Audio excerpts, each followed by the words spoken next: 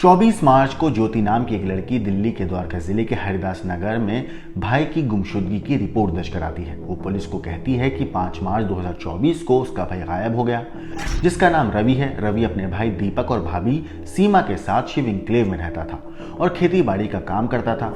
ज्योति की शिकायत के बाद पुलिस ने मामला दर्ज किया और छानबीन शुरू करी, लेकिन जैसे जैसे पुलिस ने मामले में तफ्तीश करी तो पुलिस को एक ऐसा सच पता चला जिसे सुनकर पुलिस के होश भी फाख्ता हो गए, क्योंकि पुलिस को मां समान भाभी का एक ऐसा घिनौना और खूनी सच पता चला जिसे जानकर ना सिर्फ पुलिस बल्कि रिश्तेदार भी हैरान थे।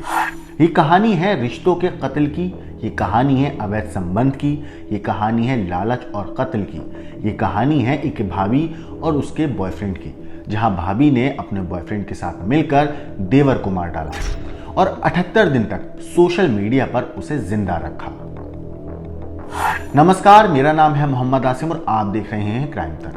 द्वारका जिले के बाबा हरिदास नगर इलाके में एक लड़का रहता था जिसका नाम रवि था उर्फ सोनू, जिसकी उम्र 31 साल थी। उसे अगवा करके हत्या की गई। अब पुलिस ने इस मामले को सुलझाने की बात कही है। हत्या की साजिश किसी और ने नहीं बल्कि उसकी अपनी सगी भाभी ने अपने बॉयफ्रेंड और उसके दोस्तों के साथ मिलकर रची थी। पुलिस ने इस मामले में भाभी और उसके प्रेमी समेत 4 आरोपियों को दबोच लिया है। इतना ही नहीं, आरोपी इतने शातिर हैं कि 78 दिन तक सोशल मीडिया पर उसे जिंदा दिखाया। हत्या करने के बाद आरोपियों ने उसका मोबाइल ऑन रखा और आरोपी रवि को जिंदा दिखाने के लिए सोशल मीडिया पर उसके पुराने वीडियोस डालने लगे ताकि किसी को शक ना हो। मगर सीसीटीवी फुटेज और टेक्निकल सर्विलांस की मदद से पुलिस ने पहले सीमा, जो उसकी भाभी है रवि की, और उसका बॉयफ्रेंड नीरज सहरावत को हिरासत में लिया। इस बीच लगातार रवि का जो मोबाइल था वो 19 मई तक ऑन रहा। शुरुआत में इन दोनों ने पुलिस को गुमराह करने की कोशिश करी, लेकिन बाद में पुलिस की सख्ती के बाद ये टूट गए और पुलिस के सामने इन्होंने अपना पूरा अपराध कबूल कर लिया। इस मामले पर जो भाभी है सीमा, उसने पुलिस को बताया कि नीरज सहरावत नाम के एक शख्स से वो प्यार करती है और उसके साथ ही रहना चाहती थी। उसका जो देवर है वो इसका विरोध करता था। असल में रवि ने कुछ दिन पहले एक प्रॉपर्टी को 18 लाख रुपए में बेचा था। इसमें उसका हिस्सा नहीं दिया था भाभी का उसने। जब उसने कहा भाभी ने तो उसने थोड़े बहुत पैसे उसे दे दिए थे, लेकिन बाद में वो पैसे वापस मांगने लगा था। इस बात को लेकर उसने अपने प्रेमी, जो उसका बॉयफ्रेंड था नीरज सहरावत, उसके साथ इस पूरी हत्या की साजिश रची।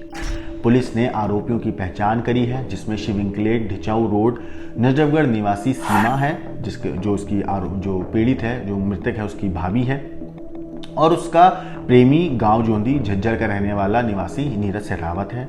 साथ ही नीरज दहिया और गाजियाबाद यूपी का एक रहने वाला शख्स है अनुभव मलिक। आरोपियों के पास से पुलिस ने वारदात में इस्तेमाल पिस्टल, कारतूस, एक मारुति स्विफ्ट कार और 3 मोबाइल फोन बरामद किए हैं। द्वारका जिला पुलिस ने इस मामले पर बताया है कि रवि की बहन ज्योति ने 24 मार्च को बाबा हरिदास नगर में अपने भाई की मिसिंग कंप्लेन दर्ज कराई थी। ज्योति ने अपनी रिपोर्ट में कहा था कि भाई जो है उसका 5 मार्च इसी साल यानी कि 2024 5 मार्च से गायब है। रवि अपने भाई दीपक और भाभी सीमा के साथ शिव इंक्लेव में रहता था और खेती बाड़ी का काम देखा करता था। ज्योति की शिकायत मिलने के बाद पुलिस ने मामला दर्ज किया और छानबीन शुरू करी। लोकल पुलिस के अलावा इस मामले में पुलिस ने एंटी ऑटो थेफ्ट स्क्वाड के इंस्पेक्टर को भी इस्तेमाल अपनी टीम में रखा और एक टीम बनाने के बाद इस मामले की हर एंगल से जांच करी। इसके बाद पुलिस ने मृतक के मोबाइल के CDR यानी कि कॉल रिकॉर्ड के अलावा टेक्निकल सर्विलांस और सीसीटीवी फुटेज की पड़ताल भी करी। अब जब पुलिस ये सारी पड़ताल कर रही थी तो जांच में पता चला कि रवि ने 5 मार्च की रात नीरज से बात करी थी। अब तकनीकी यानी टेक्निकल सर्विलांस के बाद पता चला कि 8 मार्च तक रवि के फोन की लोकेशन उसके घर के आसपास की ही थी। इसके बाद उसके मोबाइल की लोकेशन सीधा जनकपुरी की दिखने लगी।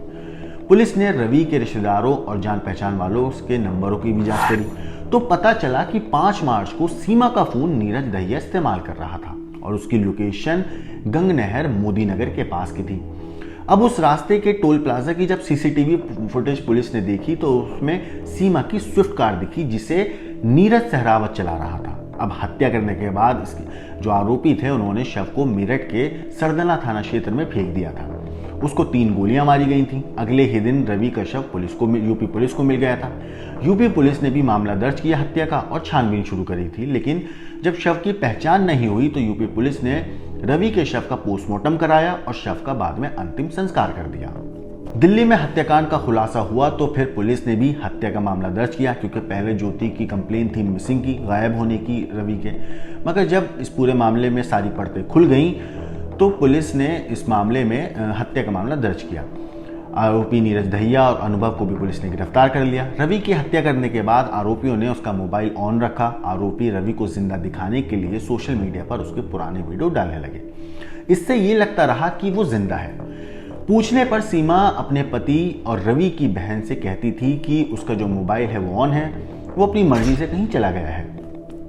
पता चला कि रवि की जो है पहले शादी हो चुकी है और वो 6 महीने बाद ही जो उसकी पत्नी थी वो उसे छोड़कर चली गई थी। तब से वो अपनी भाभी और भाई के साथ रहता था।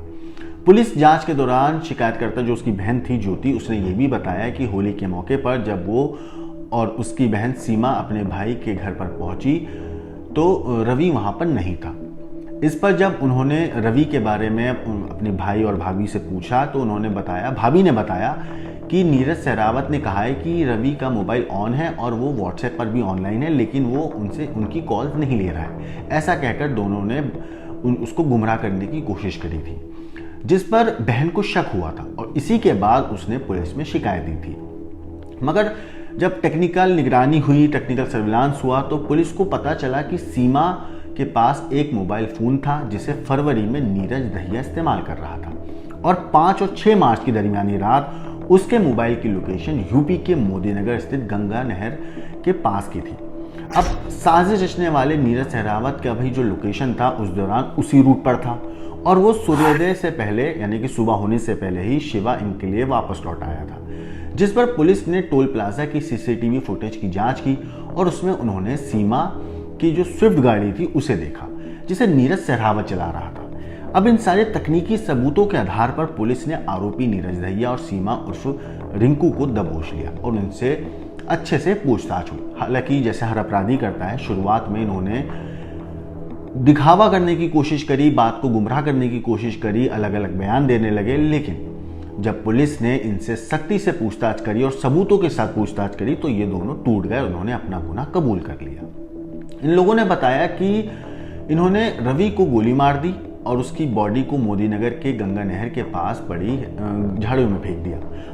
आरोपियों के कबूलनामे के बाद पुलिस ने उनको गिरफ्तार कर लिया और उनकी निशानदेही पर डेड बॉडी की तलाश की गई। मगर तब तक जब यूपी पुलिस से इस मामले में छानबीन हुई, उनसे भी बात हुई तो पता चला कि उस डेड बॉडी जो वहाँ पे एक मिली थी, उस डेड बॉडी की शिनाख्त नहीं हो पाई थी, कुछ पता नहीं चला था। तो पोस्टमार्टम के बाद उस डेड बॉडी का अंतिम संस्कार कर दिया था। बॉडी की तलाश के दौरान दिल्ली पुलिस को पता चला कि 6 मार्च को जब स्थानीय इलाका है सरधना, मेरठ से लगता हुआ यूपी का, पुलिस ने वहां से जिस शख्स की डेड बॉडी बरामद की थी उसको 3 गोलियां लगी हुई थी। स्थानीय पुलिस ने मामला दर्ज भी किया था। इस पर पुलिस ने स्थानीय थाने से मृतक के शव की तस्वीर हासिल करी। जब वो तस्वीरें देखी गई तो पहचान लिया गया कि वो शव रवि का ही है। इस मामले में हथियार मुहैया कराने वाले आरोपी अनुभव मलिक को भी पुलिस ने दबोच लिया। उसने नीरज दहिया के कहने पर ही हथियार मुहैया करवाए थे। भाभी ने बॉयफ्रेंड और उसके साथियों के साथ मिलकर इस पूरी साजिश को रचा था। पूछताछ में मृतक की जो भाभी है सीमा, उसने खुलासा किया कि उसका नीरज सहरावत से प्रेम संबंध था और वो उसके साथ ही रहना चाहती थी, लेकिन उसका जो देवर था रवि, वो इस रिश्ते को मंजूर नहीं कर रहा था। कुछ समय पहले रवि ने अपने पैतृक संपत्ति को बेचा था जिसमें से तकरीबन 18 लाख रुपए आए थे, जिसमें से रवि ने सीमा को कुछ भी पैसे नहीं दिए थे, लेकिन बाद में कहने पर उसने सीमा को थोड़े पैसे दे दिए थे, लेकिन सीमा पर वो दबाव डालने लगा कि वो पैसे वापस करे। इसीलिए उसने नीरज, ये उसका बॉयफ्रेंड था, उसके साथ और उसके साथियों की मदद से उसे रास्ते से हटाने का पूरा ये प्लान बनाया और योजना के मुताबिक उन्होंने हथियार की व्यवस्था की। इसके बाद 5 और 6 की दरमियानी रात नीरज सहरावत ने रवि को हरिद्वार घूमने के नाम पर वहां से लेकर गया, जिसकी जानकारी नीरज सहरावत ने नीरज दहिया को पहले ही दे दी थी और उसे कुंडली मानेसर पलवल एक्सप्रेसवे पर मिलने को कहा। अब इन लोगों की प्लानिंग के मुताबिक नीरज दहिया हथियार के साथ सोनीपत गया। इसके बाद नीरज सहरावत और रवि वहां पहुंचे। वहां से वो तीनों मोदीनगर के गंगा नहर पहुंचे, जहां उन्होंने योजना के मुताबिक प्लानिंग के तहत ही रवि को 3 गोलियां मारी और सुबह होने से पहले ही वापस दिल्ली लौट आए। जब रवि के भाई ने सीमा से उसके भाई के बारे में पूछा तो उसने नीरज सहरावत और रिंकू से उसे गुमराह करने की कोशिश करते हुए कहा कि वो हरिद्वार गया है। इस दौरान आरोपियों ने रवि के इंस्टाग्राम पर कुछ वीडियोस अपलोड किए ताकि सभी को ये लगे कि रवि जिंदा है। आरोपियों के खुलासे और तकनीकी सबूत यानी टेक्निकल सारे एविडेंस और जितनी भी सर्विलांस हुआ उसके बिना पर पुलिस ने नीरज सहरावत की तलाश करके उसे दबोच लिया और उसके कब्जे से वारदात में इस्तेमाल बाइक और पुलिस ने वो पिस्टल भी बरामद कर ली और जिंदा कारतूस भी बरामद हुए। फिलहाल इस मामले में पुलिस ने सभी आरोपियों को गिरफ्तार कर लिया है और आगे की जांच में जुटी हुई है। मगर सोचिए कि एक भाभी ने अपने देवर को इसलिए मार दिया क्योंकि वो किसी और शख्स से प्यार करती थी और उसके साथ अपनी ज़िंदगी बिताना चाहती थी, उसके साथ रहना चाहती थी, लेकिन देवर जो था वो उसके रास्ते का रोड़ा बन रहा था। और उसको भाभी को ये भी डर था कि जो प्रॉपर्टी है जो बेच रहा है, जो उसने बेची है, उसके वो पैसे जो उसने थोड़े बहुत दिए हैं कहीं वो वापस जो मांग रहा है वो उसके लिए उसे लगातार परेशान न करे, उसे ब्लैकमेल न करे। कहीं ना कहीं भाभी को पकड़े जाने का भी शक था और उसका राज खुलने का भी शक था क्योंकि उसका एक एक्स्ट्रा मैरिटल अफेयर चल रहा था। इन्हीं सब चीज़ों की वजह से उसने अपने बॉयफ्रेंड के साथ मिलकर अपने देवर को जान से मारने की कोशिश करी। प्लानिंग बनाई पूरी प्रॉपर, उसने पूरी प्लानिंग के तहत ही एक एक चाल चली। मगर अपराधी भूल जाते हैं कि वो कितने शातिर क्यों ना हो, एक ना एक दिन कानून का फंदा उनके गले तक पहुंच ही जाता है, जैसा कि इस केस में हुआ। इस केस पे अगर कोई अपडेट आएगी तो हम आपको ज़रूर बताएंगे। बाकी इस कहानी के ऊपर आपका क्या कहना है, क्या सोचना है, हमें कमेंट करके ज़रूर बताइएगा। देश और दुनिया की बाकी क्राइम की खबरों के लिए देखते रहिए क्राइम तक।